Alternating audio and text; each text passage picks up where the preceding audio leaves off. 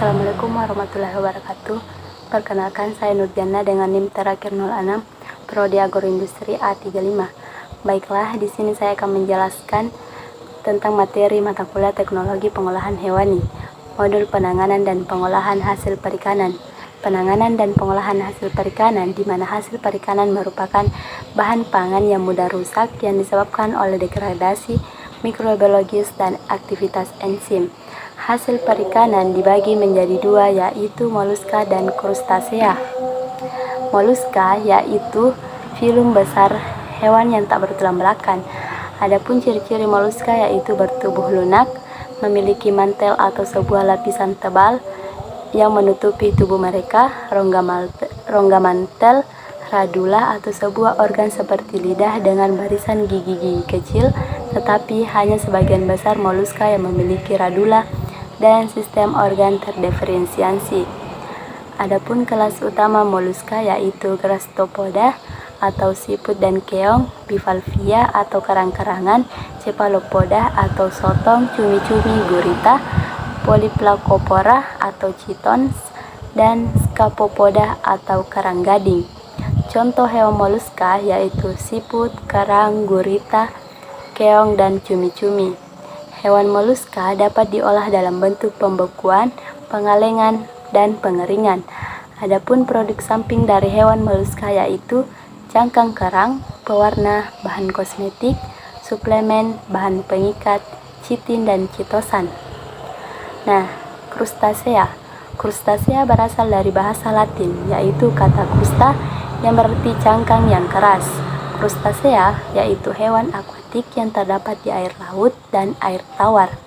Adapun ciri-cirinya hewan krustasea yaitu kepala atau cephalon yang tersusun dari 5 segmen. Pada bagian kepala terdapat 5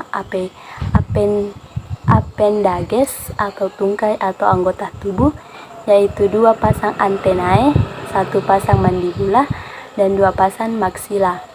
Klasifikasi krustasea yaitu Entomostraka atau udang tingkat rendah dan Malakostra atau udang tingkat tinggi. Contoh hewan krustasea yaitu udang, rajungan, kepiting, dan lobster. Bagian hewan krustasea yang dapat diolah yaitu kulit, daging, dan kepala. Adapun hasil pengolahan krustasea yaitu terasi udang, petis udang, dan astaxanthin. Produk samping dari krustasea yaitu chitosan atau polisakarida yang berasal dari destilasi chitin yang dapat diaplikasikan pada medis, farmasi, pengolahan air, pertanian, dan industri makanan. Nah, saya akan menjelaskan satu contoh pengolahannya, yaitu pengolahan abon kepiting bakau dilakukan dengan prosedur 1.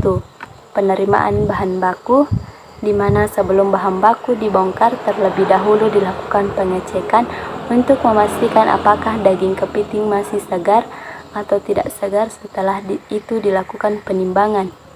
2. Pencucian atau penghilangan kotoran.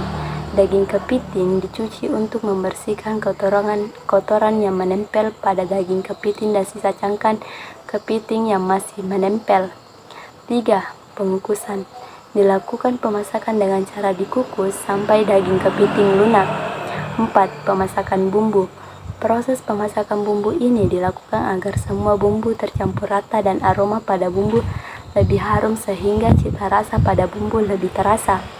5. Penggorengan.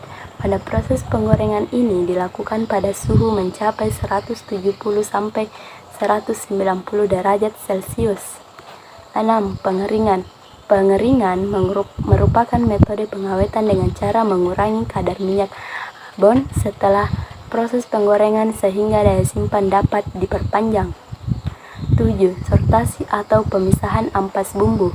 Tujuan dari sortasi ini untuk memisahkan ampas bumbu yang masih ada pada abon seperti lengkuas, sereh, cangkang kepiting yang masih menempel. 8. Pengemasan dan pelabelan. 9. Penyimpanan. Abon yang telah dikemas kemudian dilakukan penyimpanan. Tujuan dari penyimpanan ini untuk melindungi produk dari pengaruh luar serta melindungi dari kerusakan. 10. Stuffing atau pengiriman. Pengiriman produk dilakukan dengan menyusun produk dalam mobil dengan cara dirapikan, tetapi sebelum pengiriman produk terlebih dahulu dilakukan pengecekan. Hanya itu yang dapat saya sampaikan, lebih dan kurangnya mohon dimaafkan. Wassalamualaikum warahmatullahi wabarakatuh.